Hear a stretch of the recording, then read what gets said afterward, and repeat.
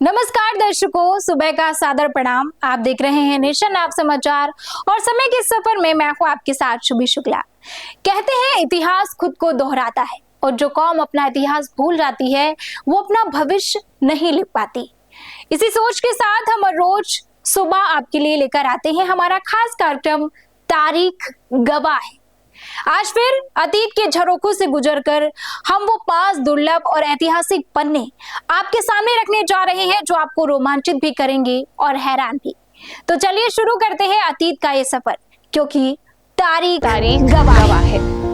22 अगस्त 1639 मद्रास की नींव। 22 अगस्त 1639 भारत के इतिहास में ये तारीख दक्षिण भारत के एक ऐसे शहर से जुड़ी है जो आगे चलकर देश के सबसे बड़े महानगरों में शामिल हुआ।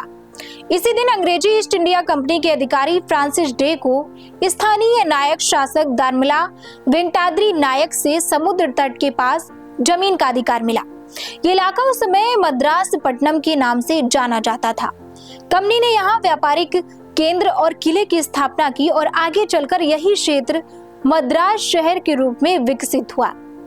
बाद में मद्रास ब्रिटिश शासन के दौरान दक्षिण भारत में व्यापार और प्रशासन का बड़ा केंद्र बना। आज यही शहर चेन्नई के नाम से जाना जाता है। इस तरह 22 अगस्त 1639 को मिली जमीन ने आने वाले सदियों में एक विशाल महानगर के जन्म की नींव रख दी। 22 अगस्त 1921 गांधी ने विदेशी कपड़ों की होली जलाई। 22 अगस्त 1921 स्वतंत्रता आंदोलन के दौरान महात्मा गांधी ने असम के तेजपुर में विदेशी कपड़ों के बहिष्कार को लेकर एक बड़ा संदेश दिया। गांधी ने सार्वजनिक सभा में विदेशी कपड़ों की होली जलाई। उस समय असहयोग आंदोलन तेजी से फैल रहा था और गांधी अंग्रेजी शासन के खिलाफ केवल राजनीतिक विरोध ही नहीं बल्कि आर्थिक बहिष्कार को भी हथियार बना रहे थे। उनका मानना था कि अगर भारतीय विदेशी कपड़े खरीदना बंद कर दें तो देश में बने खादी के कपड़े पहने तो अंग्रेजी शासन की आर्थिक ताकत को चोट पहुंचाई जा सकती है। विदेशी कपड़ों की होली इसी विचार का प्रतीक बन गई। चरखा और खादी स्वतंत्रता आंदोलन की पहचान बनने लगे। 22 अगस्त की तेजपुर वाली घटना ने यह संदेश दिया कि आजादी की लड़ाई केवल नेताओं की नहीं बल्कि आम लोगों के रोजमर्रा के जीवन से भी जुड़ी हुई लड़ाई है। 22 अगस्त 1818 वॉरेन हेस्टिंग्स का निधन। 22 अगस्त 1818 भारत पर ईस्ट इंडिया कंपनी के शासन के शुरुआती दौर के सबसे प्रभावशाली ब्रिटिश अधिकारियों में से एक वॉरेन हेस्टिंग्स का निधन हुआ। हेस्टिंग्स को बंगाल का पहला गवर्नर जनरल माना गया। उन्होंने ऐसे समय में कंपनी की सत्ता संभाली जब अंग्रेज भारत में अपना प्रभाव तेजी से बढ़ा रहे थे। उनके कार्यकाल में प्रशासनिक और राजस्व व्यवस्था में कई बदलाव किए गए, लेकिन उनकी नीतियों और शासन के तरीकों को लेकर गंभीर विवाद भी रहे।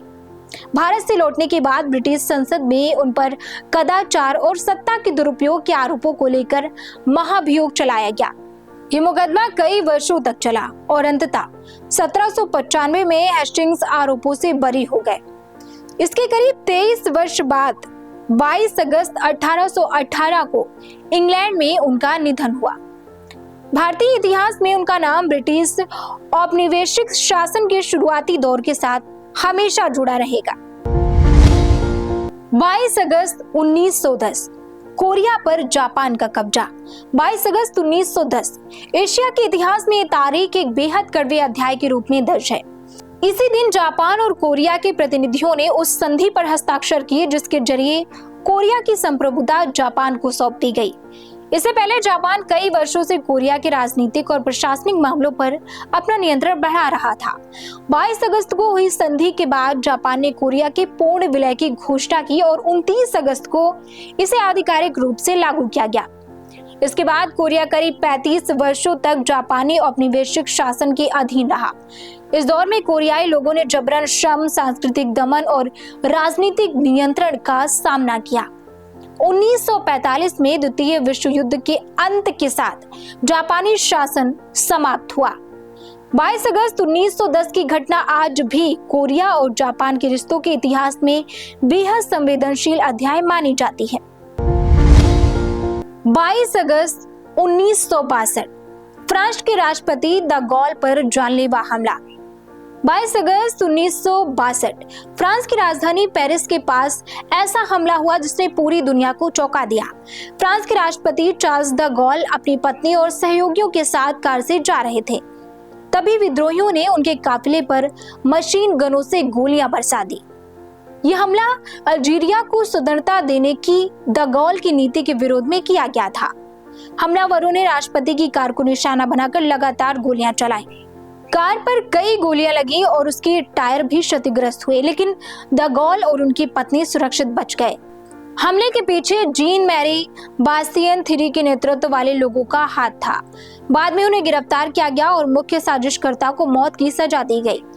22 अगस्त 1962 की यह घटना फ्रांस के आधुनिक राजनीतिक इतिहास में राष्ट्रपति पर हुए सबसे चर्चित जानलेवा हमलों में शामिल हो गई।